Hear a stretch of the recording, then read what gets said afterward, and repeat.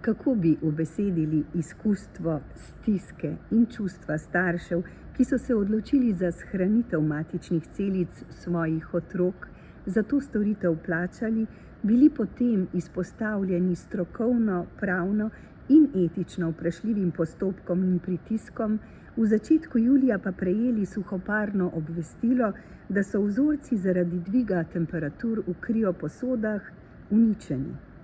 Zdi se, da to končno sporočilo pravzaprav o celotnem dogajanju še največ pove med vrsticami.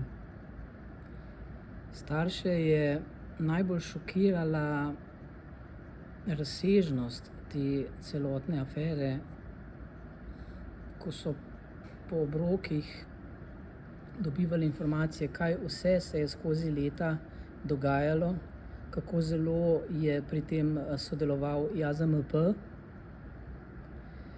in kako intrikaten je bil ves ta plan, kako bodo stara podjetja ugasnila in kako je potem vse to prešlo v roke gospe Živčec Kalan. Počutili so se predvsem razočarane, ker so pričakovali, da zdaj se bodo pa zganile državne inštitucije. Potem se je pa izkazalo, da so bile državne inštitucije vpletene. Druge je bilo pa očitno tako sram, da te zadeve tudi zelo dolgo sploh niso želeli pričeti obravnavati. Kar dosti staršev pa mislim, da je tudi prizadelo poročanje medijev, ki se sprva niso dobro poglobili v to afero in so predvsem povzemali izjave JAZMP-ja in pa gospe Živčec Kalan. Marsikoga je tudi prizadelo to, da se je ustvarila nekakšna narativa, da te starši, ki so tukaj shranjevali celice, so nekakšni bogati petičneži in tako naprej, nori futuristi, ampak temu ni bilo tako. Tukaj se je šlo za 4000 raznoraznih slovenskih družin. Nekatere so bile tudi take, ki imajo prisotne hude zdravstvene preizkuse oziroma zdravstvene križe in so ti ljudje iz popolnoma navadnih okoliščin svojim otrokom skušali priskrbeti neko varovalko za prihodnost.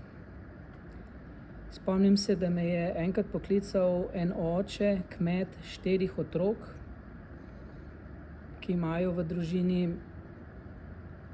težke zdravstvene preizkušnje za sabo in on je zato te vzorce za otroke shranil. Zdaj trenutno je pa na račun drugih okoliščin v življenju insolventen in si ni mogel niti privoščiti to, da bi plačal za vse te otroke nekje drugje spet, da se te celice prenesejo. Sicer je res, da vsak starš upa, da njegov otrok nikoli v življenju ne bo potreboval matičnih celic za zdravljenje težke bolezni, predvsem v sklopu regenerativne medicine. Toda starši, ki so se odločili za preventivno shranitev matičnih celic svojih novorojencev, te možnosti niso želeli prepustiti naključju. Med njimi ste bili tudi vi. Kako ste doživljali zgodbo, ki je ne bi smelo biti? Zgodbo, ki se je, kot ste dejali, začela odvijati po stečaju Biobanke in kakšno vlogo je po vaši oceni odigralo podjetje, ki je prevzelo hrambo vzorcev? Poglejte, vsi ti starši so shranjevali te vzorce pri privatnih podjetjih zaradi tega, ker je Slovenska nacionalna kriobanka popkovnične krvi dejansko že polna in ni sprejemala novih vzorcev. Zato so starši morali iti na trg. Na trg so šli pa tudi zato, ker starši želimo primarno shranjevati mezenhimske matične celice, to so nekoliko drugačne kakor te iz popkovnične krvi. Gre se za tkivo popkovnice in prav te celice so tiste, ki imajo velik potencial že sedaj v regenerativni medicini, da se jih pomnoževati. Ni treba, da jih prejme samo otrok, prejmejo lahko sorodniki ali pravzaprav kdorkoli na tem svetu, zaradi tega, ker na mezenhimskih matičnih celicah dojenčkov so ti imunološki markerji še zelo slabo izraženi in zato jih praktično brez zapletov lahko prejme katerakoli druga oseba. Če sprašujete, kako sem jaz to osebno doživel, kot nekdo, ki je v svojem poklicnem življenju oziroma v izobrazbi zdravnik, mene je šokiralo predvsem to, ker sem vedel, zakaj se gre in kakšna so dejansko pravila, katere bi bilo treba spoštovati, kako se tega ni spoštovalo, kako je tukaj JAZMP zatajil in kako je še naprej pravzaprav molil glavo v pesek oziroma se je dobesedno zavil v molk, ni odgovarjal na prav nič, novinarjem, niti staršem. Bili so ti zahtevki v smislu javnih informacij in tako naprej in vse to je JAZMP kar ignoriral. Če se hoče katerikoli dokument od njih dobiti, dejansko uspeš dobiti samo z nekimi pravnimi prijemi in šele to po pol leta in še takrat je notri ogromno z črno prečrtano. Eden od staršev, ki so v konkretnem primeru, kot so večkrat javno izpostavili, izgubili zaupanje tudi v odgovornost javnih institucij, pravi takole: starši, ki smo verjeli v napačne ljudi in napačne stvari, smo matične celice svojih otrok naivno shranili za čas, ko bi lahko z njimi na novo gradili in prestavljali meje v medicini. Sanje za vsak primer so se nam zdele večje od kupčka denarja, ki smo ga odšteli za hranjenje do otrokovega 20. leta.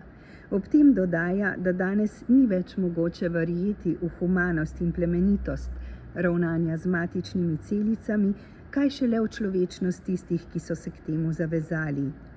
Kako odzivanje, pa tudi ali predvsem neodzivanje odgovornih institucij ocenjujete ne le kot posameznik, ampak tudi kot zdravnik, zavezan etiki, Hipokratovi prisegi in človečnosti? Poglejte, saj ne moremo reči, da je bil ta gospod naiven, ker zdaj misli, da je bil naiven. To je bilo podjetje nekih ljudi, ki so bili kredibilni pripadniki slovenske biotehnološke srednje in to je bilo vse na papirju regulirano podjetje, to je regulirana dejavnost, a veste, tudi če je to privatna firma, je to isto, kot če greš recimo v laboratorij Adria Lab, samo plačniško dati kri, ampak tudi Adria Lab mora izpolnjevati iste pogoje kot nek laboratorij v bolnišnici ali pa zdravstvenem domu. In na isti način bi JAZMP moral nadzirati to inštitucijo, pa se je izkazalo, da tega ni delal. Vsaki 2 leti se morajo po zakonu samo dogajati ti redni nadzori v podjetju in skozi vsa ta dolga leta so inšpektorji JAZMP-ja prejemali od teh ljudi dokumente, ki so bili praktično taki, da po domače rečeno niso pili vode. V istih prostorih sta obstajali 2 podjetji, Educel in Biobanka, katerih osrednja oseba je bil vedno ta gospod Kneževič, ki sta delali praktično z istimi ljudmi in na isti opremi. In vsaka taka inštitucija, zato da sploh sme delati, rabi nekega garanta, nekoga, ki se zaveže in to pravno v nekem dokumentu izkaže, da bo te celice prevzel, če zdaj se nekaj zgodi z to prvotno firmo. In vse skozi so oni to delali tako, da je Biobanka imela garanta v Educelu in obratno, ampak so to bili podjetji v istih prostorih. A veste, predstavljajte si, da pride nek požar ali pa poplava tja v Trzin in da eno podjetje popolnoma naredi inoperabilno, da je treba te vzorce takoj nekam odnesti. Kam jih bojo odnesli? Iz Biobanke v Educel, ki je v istih teh prostorih, kjer narašča voda. Zato jaz mislim, da je odgovoren pri celotni zadevi predvsem JAZMP. Je že res, jaz vedno uporabim to prispodobo, da lopov bo vedno kradel, ampak važno je, hujše je, če je policaj tisti, ki mu pomaga, ki mu po domače rečeno drži vrečo. In nekaj takega se je tukaj leta dolgo dogajalo. To ni bil nek slučajni kiks kakšnega inšpektorja. To se je leta dolgo dogajalo, te dokumenti, s katerimi so pravzaprav goljufali. In starši so v večini kar precej bili skeptični, ko so sklepali te pogodbe, so ta podjetja preverjali.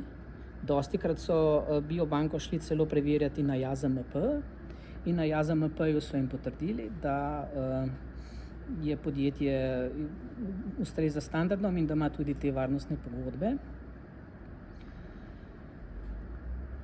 Kako pa bi torej v tem smislu ocenili ravnanje Javne agencije za zdravila in medicinske pripomočke v tem konkretnem primeru? Poglejte, JAZMP je že 10 let sprejemal te neveljavne pogodbe, potem je pa še hujše, kaj vse je naredil potem, ko se je to zgodilo. Zaradi tega, ker ko se je to zgodilo, so oni v tajnosti za Gordano Živčec Kalan njej urejali nove licence, jo v zelo kratkem času opremili z novimi licencami, kljub temu, da je ona te celice imela protipravno. Če si boste pogledali zadevajoči zakon ZKVTČC, boste videli, da je najhujši kardinalni greh, če se nekdo tako dejavnost gre brez dovoljenja oziroma če ima neke celice brez soglasja njihovega imetnika. JAZMP je pa te celice dejansko puščal pri Gordani Živčec Kalan, 2 leti jih je pustil in s tem tudi omogočal, da je starše probavala finančno izsiljevati. V to ni posegal, je vedno govoril, da za komercialne dogovore med nekimi privatnimi strankami in privatnimi osebami ni odgovoren. Obenem je pa JAZMP tudi imel nad seboj odločbo Ministrstva za zdravje, da mora Gordani Živčec Kalan preprečevati, da bi te celice uničila, pa tega zdaj na koncu zavestno ni storil. Ta odločba je bila pravnomočna, na to odločbo so se tudi pritožili na upravnem sodišču in so izgubili in bi jo mogli izvajati, pa je niso hoteli. Oziroma rad bi se vrnil še te 2 leti nazaj. Napaka je sploh to, da so te celice pri Gordani Živčec Kalan pustili. Celice bi namreč bilo treba zaseči. Poglejte, v Sloveniji smo še 1 leto nazaj imeli to afero, ko je inšpektorica zasegla čredo 30 krav. Bral sem nedavno članek, da so v Avstraliji inšpektorji zasegli 100 000 živih ščurkov. Poglejte, v Sloveniji lahko zasežemo 30 krav, ne moremo pa zaseči 13 takih sodov. JAZMP bi enostavno to moral zaseči, tudi če sam tega ne more shranjevati, bi lahko za to pogodbeno za vmesni čas nekoga najel. Potem bi se pa tudi na sodiščih razčistilo, kdo bo za to interventno hrambo plačal. Se ne bi bilo problem staršev to plačati, ker v takih zadevah se največkrat tudi plačujejo te goli stroški, ne pa taki stroški, ki jih je želela Gordana Živčec Kalan, ki so bili pa včasih tudi za 10-krat višji, kot so realni stroški. Kako pa je bilo V teh postopkih ste morda poiskali ali poskušali poiskati pomoč in strokovno ukrepanje tudi v javni tkivni banki, čeprav vemo, da tam vzorcev ne prejemajo več?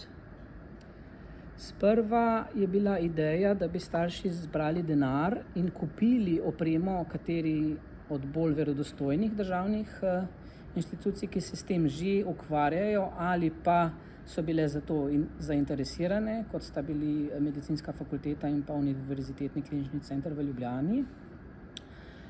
Ampak je potem na žalost prevladal ta zasebni lobi in njihova prizadevanja ter tudi veliko nasprotovanje Gordane Živčec-Kalan oziroma njenih zastopnikov temu, da bi recimo neko drugo podjetje ta posel v vmesnem času dobilo, zato je to takrat nažalost padlo v vodo. In zgodba se je mogla začeti reševati ponovno na novo. V kateri evropski državi, če pogledava malo širše, pa imajo po vašem vedenju to področje najbolje in najbolj celovito urejeno? Poglejte, posod po Evropi, razen v Italiji in Franciji, je to enako urejeno. Ta slovenski zakon je dejansko samo prepis evropske direktive. In v Evropi imamo zakonodajo, ki je na tem področju najbolj varna, najbolj stroga. In edino, kar bi bilo potrebno v Sloveniji, je zgolj to, da bi se zakonodaja izvajala. Na JAZMP-ju se zdaj sklicujejo, da je tukaj zakonski vakuum, da zakoni niso dovolj natančni. Zakoni so popolnoma natančni. Ta slovenski zakon je pravzaprav prepis te evropske direktive. Oni bi mogli zakon samo izvajati, dobro izvajati. Poglejte, jaz recimo se pišem Goran Kotnik Oven in če grem jaz v banko, pa vzemem 1 milijon evrov kredita na ime Goran Kotnik, rečem, da bo bil porok pa Goran Oven, mi bojo rekli, naj oba dva prideta pa pokažeta osebno izkaznico, oziroma če se bom jaz dvakrat pokazal jim osebno izkaznico, na kateri piše Goran Kotnik Oven, mi bo navadna uslužbenka na banki iz vednosti rekla, gospod, prosim, nehajte se zafrkavati. Tukaj smo imeli pa te gospe na JAZMP-ju ponavadi vedno in iste inšpektorice, ki imajo naziv inšpektor višji svetnik. In da ko nekomu, ki je inšpektor višji svetnik, nekdo kaže takole izkaznico, da bo Goran Kotnik jamčil za Gorana Ovna za kredit, oziroma za to, da bo vzel celice, če propadejo, je pa to absurdno. Kakšno pa je vaše videnje zadnjega izrednega inšpekcijskega nadzora, usmerjenega v popis uničenih vzorcev, ki se je končal pred nekaj dnevi? Kakšno sporočilo prinaša takšen razplet tega pretresljivega dogajanja in kakšna je oziroma bo po vaši oceni sodna plat te zadeve? Poglejte, ta zaključek je bil po svoje zelo sumljiv, ker je JAZMP v bistvu prekršil vse pravila na tem področju in celo drugače postopal kot prej. Ker ko je prejšnjo leto pri gospe Gordani Živčec-Kalan propadlo že takrat 400 vzorcev, je takrat to steklo po rednih postopkih. Prisotni so bili z JAZMP-ja, prisoten je bil stečajni upravitelj, obveščeni so bili starši in naredil se je komisijski pregled vseh teh vzorcev, da se je točno vedel, vzorec številko ta pa ta, od te pa te osebe, v 4 epruvetah in tok pa tok tega je propadlo in se je to zapisalo in pogledalo in dalo nekam in zapečatilo. Tokrat sta pa zelo na hitro JAZMP in Gordana Živčec-Kalan sama to nekam spakirala, menda čaka zdaj sežig. Odvetniki staršev, starši, stečajni upravitelj, nihče o tem ni bil obveščen, nič ni bilo popisano In zdaj se bo dejansko zgodilo to, da bodo vsi morebitni dokazi, da tukaj nekaj manjka, da je to že prej propadlo, da se je tukaj nekaj stran jemalo, bodo dobesedno izginili v plamenih. Kakšna pa je oziroma bi morala biti vloga Ministrstva za zdravje pri tej zgodbi? Poglejte, JAZMP je pravzaprav neke sorte podrejena agencija Ministrstva za zdravje. Tukaj so bile zelo povedne zadeve na delu, že preden se je ta afera sploh zgodila. Ko je direktor JAZMP-ja, gospod Momir Radulović, postal direktor, je na tej inštituciji, ki ima približno 130 zaposlenih, 11 višjih inšpektorjev takoj protestno dalo odpoved in odšlo, da ta človek ne more biti direktor. Potem se je kasneje zgodilo še, da ga je enkrat ministrstvo samo hotelo razrešiti, pa ga je takrat nadzorni svet ponovnoma zaščitil. In zdaj uživa že drugi mandat človek, ki je zelo sporen in si je nakopal nove sporne prakse. Ministrstvo pa ni tukaj nič agiralo. Ministrstvo je v prejšnji vladi se zelo probalo od tega distancirati. Sama ministrica očitno v sramu, da je eden od njenih uradnikov zatajil, je tukaj dala neke zavajajoče izjave, da je to kot borza in pogovori dveh privatnih podjetij, ki z državo in z državnimi inštitucijami nimajo nič. Začeli so tudi takrat menda nek nadzor JAZMP-ja, ki je trajal več kot 1 leto. In moram reči, da sem jaz pričakoval, da s tem nadzorom itak, da bojo rekli ja, da je vse v redu.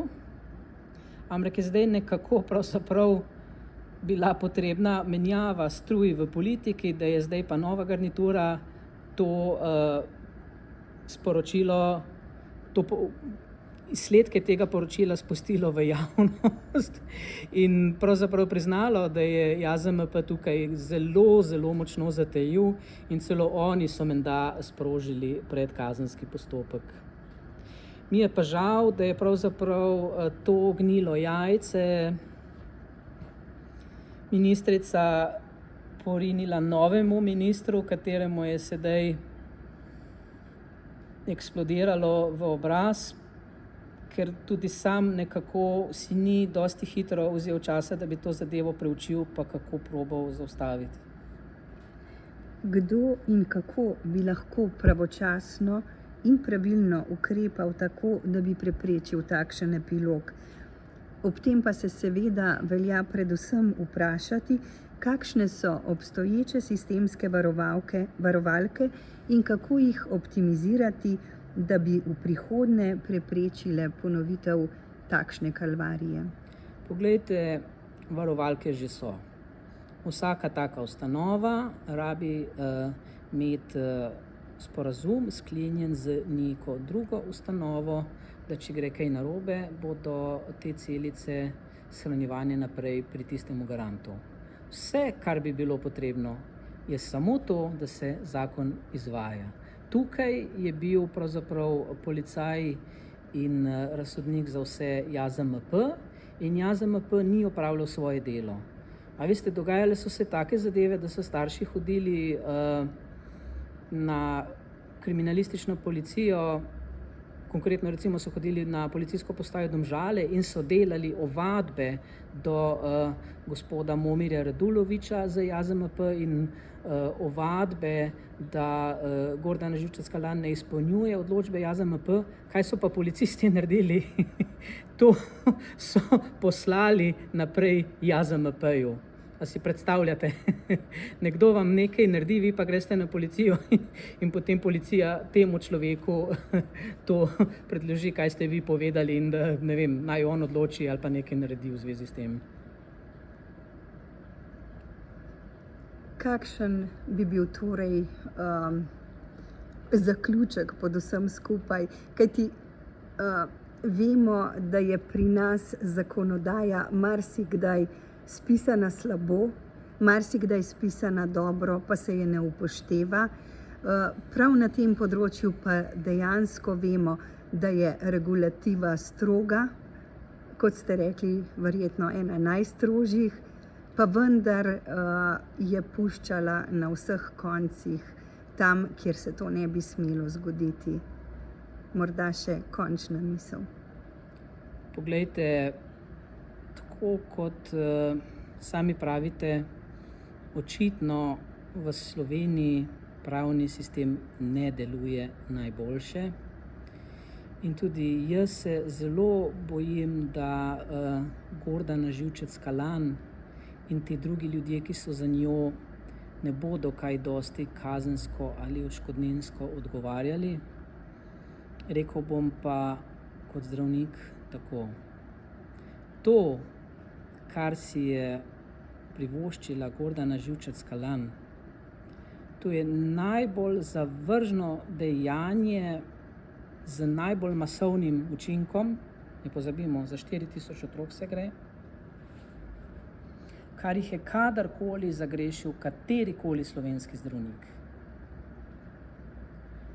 Jaz kot zdravnik sem zelo proti kakršnim koli pregonom zdravnikov in tudi sem bil kar šokiran, ko je stopil v veljavo ta novi zakon, da naj bi se dalo nekemu zdravniku licenco zdravniško odvzeti za celo življenje, ampak zdaj vidim, da je ta zakon očitno pisan za neke take ljudi, kot je Gordana Živčec Kalan, ki se pojavijo enkrat na 50 let. In pozivam zdravniško zbornico, naj tej gospe nemudoma odvzamejo zdravniško licenco, zaradi tega, ker to, kar je naredila, je bilo dejanje iz čiste zlobe. Tukaj smo metaforično imeli starše in tovornjak plina, ki je že čakal pred njenim podjetjem, plačan od teh staršev, pa gospa Živčec Kalan ni dovolila tega zastonj plina, da bi prišel v podjetje in s tem je zavestno povzročila propad teh celic,